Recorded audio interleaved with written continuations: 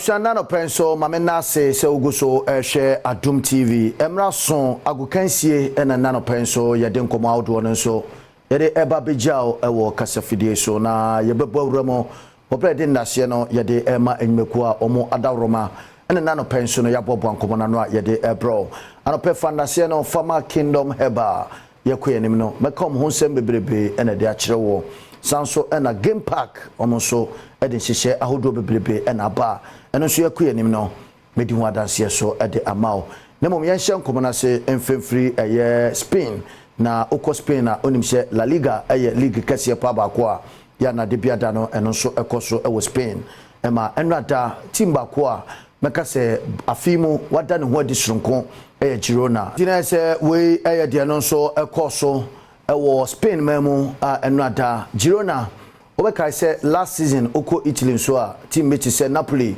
eno no so eda ne ho adi sronko kura fin so no team ba ko a wo 5 major leagues ni mo no wada ne ho adi sronko no Girona ono enendra wache Alave ebo no kamiensa wantimi antiwie no yebekuyanim na yede nkomo awdo aka no so no yede bi nso apeso amanemum ma me fandase no me fama game park picks no sheda me ka ede ache no enei baby a wotimi nka efri anase wo hwe me efri bia no omode se obepeke 1 to 36 eno enhihye ahodo a omonso ede agu akwamu nti ose momula na sisika bebrebe ena oba bedi ede gu botom eno ne se obedale star 946 hash na fe o sende a na wadi akire na fe ehon hihye nyina da no onso watime ede ho so agim anase obebo www.gameparkgames.com na se ehon hihye ahodo ni nyina no obetime akan kana se ne so se Adom TV anopa nonkron ene awia pram to bia nso yede ho nkomo nyina so yede ebro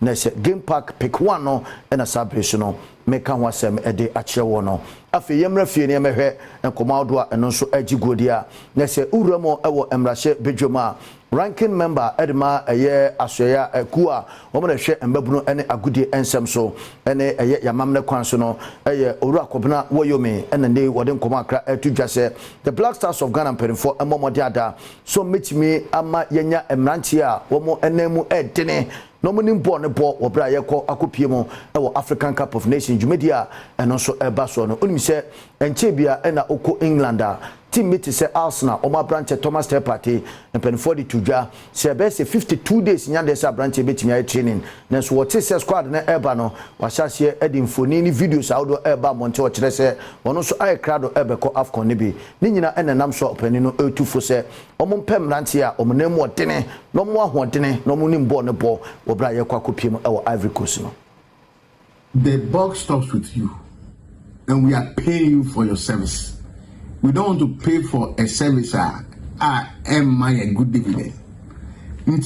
Say we are not getting what we want as a people, then you are not fit for the office. So that you should tell us, say, because we now award the third eye that nobody has in terms of professionalism in picking who you think can deliver the goods for you on the field of play.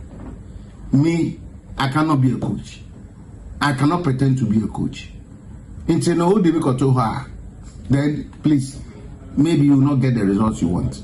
But we are paying you because of what the class say. It is then you are underperforming. And so we should then be asking you to exit. And that is the way everybody will think. And I will always go by that because the thing is that if you can ensure so that you erase from our minds. Say you are a man of your own, and who do professionalism at all. Say enona yebe on the field of play. Into say Black Stars name bobola. The tactics, the strategy, and everything, you know, is made from you, the head coach.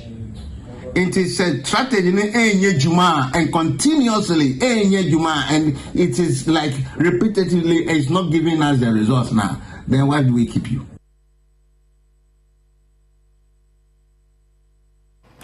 We and Sema Honorable Kobna Mensa Woyomi Okomra Shebejuma Pape Obo Jumadempa Ewo Asweya Nasikua Omna She Yagudi Ensem so and out say what is Sanchemu Eko Ediama Chris Black Stars coach se omomodi ada so bepem nantia omni mbo ne bo esanse enche na Ivory Coast Ghana enso de omani enso echiremo nso e honom yemra Ghana Premier League enrada matches awdoa eno nso etime etodwanemum kana chane so se enano pay uhia Kingdom Garlic Bitters anase Kingdom Garlic Capsules eno ye drosonko a eno nso eba na abebustu immune system no sebe ya anwoden de nso obetime enya bie na ode abo adwumaden pa esanso eboa ema se doctor akacho se o cholesterol anase mpo ewosoro ana ewofom no bomoden se obenom Kingdom Garlic Bitters anase Kingdom Garlic Capsules CB eno so ye dro bako a ebetime aboa pa afi mojamroso moja na nyese dodo ene wanyanti a ye kan mojamroso na wakotwe biagu da bi se onu maduro netime esiesie ni padua no na ma onso anwoden sonko ama onso watime abobra New Kingdom Ginseng Power Capsules enso ye memedro mapa ushia emema no mudi adansia no sampa New Kingdom Ginseng Power Capsules dro sonko a sabre so me kanfo dia ma se empokra na ebetimi aboa ama wagina na so se bememu na abo adwuma onso omreda Tremendous Capsules enso dro bako a etwiti empokra na emma no ehiesie wom ema omonso aginom na so pa unsampa sebe enkabone ene ensonso bia agugugu oba no ho de mpacho Tremendous Capsules eba be sesio kama ama onso no watime agina na so afi yentoa so enrada Ghana Premier League no match day 5 akensie bako enso etime etodwa na se utum sampa match day 15 no ho enkomo bako a eno akam no ena sabremede eno so eja no na Accra Lions ene Insuatreman ene de pem so ewom se na emu odene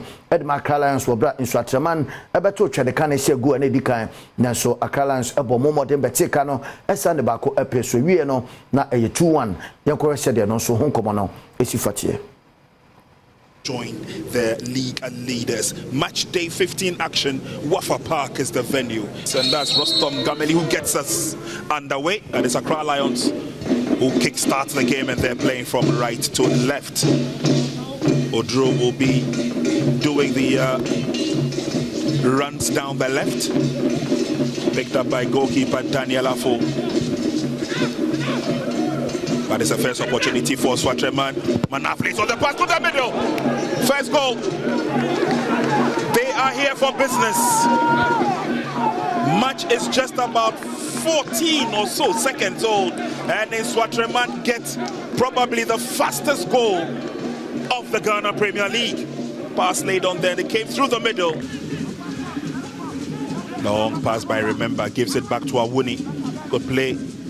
And then eventually it's drilled through, and that is the face-saving equalizing goal from Accra Lions. Build-up was good. Awuni had almost always been part of any build-up in the second half. Nicely drilled in, spot-on header. And the Lions eventually have roared. Santis going forward, he pushes it on a bit too fast, but they still have the opportunity. Oh, lovely check-in, and the second one, and the third, oh my word!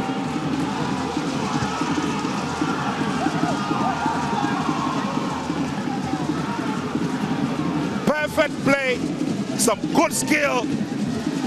Afaju completely beaten, and Accra Lions will take the credit for all the hard work done. Look at his temperament. Referee Rostom Senogbe breaks the match. Etiwe match day 15 akansie ba kwa kamo na o hwese de ekoso e woso gakope no ye de ho nkomo ebro no Ghana Premier League nde ye bo a na kwese school for bi bo na ye bo mpacho league no a na o hwe no esi ampanifo na ma omonye ni yie nti ama sponsorship da so kra na ndey ampanifo atwom afim omotwom film pe NFA presidency o skada ho etu abeche no e de ama clubs no ye hwe so metimi aye football ni e wo memo yen so de ho nkomo so ye de abro wo sa kensi no e na coach e de ma Accra Lions e Ibrahim Tanko wo kire se nani age papa esanse enye easy se efedi kan mu a sima be ba kontam ni ahye ba ko na umrante na ba abetika na e de bia peso no e ade ba ko a nani age pa. Slept in the first half and wake up in the second half. Definitely, we spoke to them in the second half because, I mean, you cannot play at home and then after 30 seconds you are chasing 1-0. That makes it very difficult for you. The second half, I mean, we deserve to win. We have to score more goals. We have chances. But I think at the end, 3 points is good for us. 3 points is good for you. I remember in one of the matches earlier on, I had a chat with you and you mentioned the fact that you had injury worries, you had to keep changing the team. What's the shape and the focus of the team now? Yeah, well, I mean, you could see that we had most of our players now, and some of them started, some of them sit on the bench. And I think the thing is we keep on working. Even if someone is not there, we have someone to replace him. So that's the secret. Obviously, this must be a relief after coming back from Bechem without a point. You sit at home and you claw back 3 points. That must be good. Yeah, it's good. I mean, especially against a good team like Inswatraman, to have 3 points at home. I mean, it's good for the boys and good for the team. And we slept in the first half and wake up in the second half. Definitely, we spoke to them in the second half because, I mean, you cannot... We and Sema Ibrahim Tanko, one coach Adom Accra Lions, or the Etuja, na Masokunadu, and soon a coach Edema and Shatraman Bobokuno, or also HSA, a Druba Binania, send him Rante Nashe, na Yabete Kandasha, no Yadebaqua, a hard pa. We should have, maintained our shape at the back. Close the pockets of spaces that we left for Accra Lions to operate within. We give them enough space, especially from where the cross came from. We should have closed that gap a bit to, limit their chances of sending in the cross. Then that caused us a lot. You've lost 2 matches back to back. Does that put pressure on you? Well, that's football. It's part of the game. We need to go and fight hard. The battle is not yet over. We'll keep fighting until we get back to winning ways. With the quality that you have in terms of the team, the fighting spirit has almost always been there. Can they recover after this 2 losses? Yeah, it's disappointing after losing 2 straight matches. It's not easy for us. We need to go and fight very hard to at least make our supporters happy back home. We should have. Ejabusha we ene ensemo a na se coach sinimi no ade tuja obra enu ada kansie no so ekoso ye hwe nim se de be koso na woche ewie yenso no ye be san ade akire na ye de eno so nkomo no ye de abejao enche medu be wie ewo America tuo ne mom anope ma menkanfo ye Kingdom Home Estate enso emfa mawo na se ye ka Kingdom Home Estate na wahye ne so ama me se ye bia ba ko a onya adagire na wode wani ekohwe keka be sampa utiska ato ejapade kese pa ede ama enchirima mpacho bia ya omo ahyehye ne kama na se we no kran so de ewo kwa ho pe na ye de CCTV camera CB enso abobobo ho kama na de che ne se bia ewo no so bia Ghana ni bia be pese obetena we sanse wo hwe abrisoro ampanifo atitire na omo ewo honom nti abri botanical gardens wo ye ben won pa sanso na Boti Falls afi Safari Valley ni nyina no de a ope ye Kingdom Home Estate omo ben ho nti bomode ada se sabre onso no bia odebeja obusuana se japade odebeja obusuano ene se obepe Kingdom Home Real Estate TV na onso no watimi ato na eno so atimi ay kama pa enso ediama location no ewo Ekropon na se right after a Latte Junction eho na Kingdom Home Estate no omonso ade omo akobo asabri mede eno so adase no mede eja emarefi said mekoya na de Kingdom Garlic Bitters and the Kingdom Garlic Capsules aba sanso and a new Kingdom Ginseng Power Capsules memedro no womo and the aba sanso and a tremendous capsules and so omo and a diaba opedodo atua na wafre telephone ma mede ebetuja na se uko ukanshi drug lane ubenya omochia kwana no wom so etime akasa fre no ma no 0536149961 0536149961 nese ono omonso ena ekasa ameno so etime awie peyo ede amao mayemfe wie ewo America tuo na bo of seni Ghana Athletics Association ne panipa ene ono so da betu dwa se onim se enche na Accra 2023 ayeba abekono 2024 no meche African Games no eno eba so ne no eno pani no ede atu dwa se omo hwe anim se Ghana Athletics anase omo ebetu mirika no ombe kwakobom ho adwa e wo South Africa hwoma ya team ye be wo krom abato omo hwe so me kwakobom ho adwa e wo South Africa no mo akosisi omo ho na fe omo ba na eduru time other countries ne eba no ne enso no aba na ya behwe se ebetimi agi kruwa bi anase empo ye ba ne nsansa ne yakọ ne nsansa yentie nsem a opani no wode atudwa. We have 2 seasons. We have indoor season and outdoor season. The indoor season ends in March. So from now till March, all our foreign-based athletes will be training in indoor facilities in Europe and America. But the winter is so heavy that you can't train outside. And the only place in the world, in the southern hemisphere, where they will not have winter will be in South Africa. In South Africa, the time when the Europeans have winter, they have summer. So instead of we allow our athletes to train in the indoor facilities, which are smaller to the outdoor facilities, we would like to send them to where they can have access to train in the outdoor facilities. But when they are coming to run in Ghana, they will use the same facility. Because the indoor facility is 200 meters. It's completely different. And they don't have certain effect, they don't have 100 meters, they have 60 meters. The 5,000, they run 24 laps. 800, they run 8 laps. But in South Africa, at the time the Europeans or the Americans are in winter, they are in summer. Secondly, South Africa is also a high altitude area, just like in Kenya. So training at a high altitude area and come and compete at the low altitude area, there's an advantage in that. The high altitude area is where we have less oxygen. So you train with the empty lungs. When you come down to Ghana, which has low altitude, there's enough oxygen. So training in the empty lungs and come to compete where you have enough oxygen to run with. Eti we ene ensama ba ofuseni wode tujwa. Onim se sa kokwasa ya ene namso 2023 jumedie na maso a yede ekwa akose 2024. Ye wese ommewie botema agoprama no no mo aso akosisi omo South Africa na fe omo aba Ghana na ndie Ivory Coast ba one wona eba obi obeba bia na wona eba ya be compete ni ahwede a obetimi age omo ayetimo eno no nyame aduma eho ansem bia no yebesa ede eno so atimi ede abro anope mamemfa ensi na menka o se yekase game park formula o se more power tumi no ehye wonsa de bia mekase yemu binom yegya chairman ne ye esanse ya ye tumi no ene kitaye obi antimi engine free wonsem eno ne se wafa eye ufun no wabo star 946 hash o sene a game park se omo akwanya obetwa 1 Ghana cedi anase 350 cedis na tiede be say bet ma ke back 26 hours and omode ma na say times 26 it imagine say watcha 350 cedis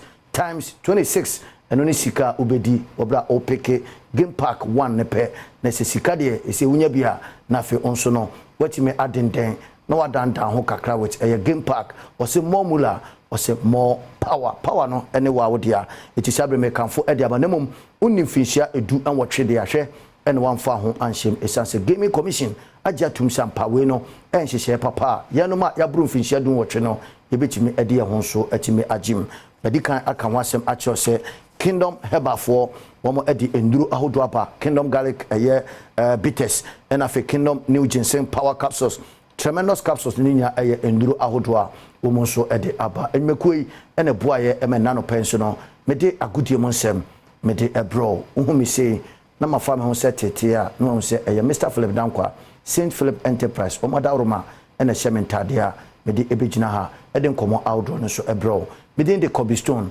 okumankra bako amaka ensuroja adura enwono numero 1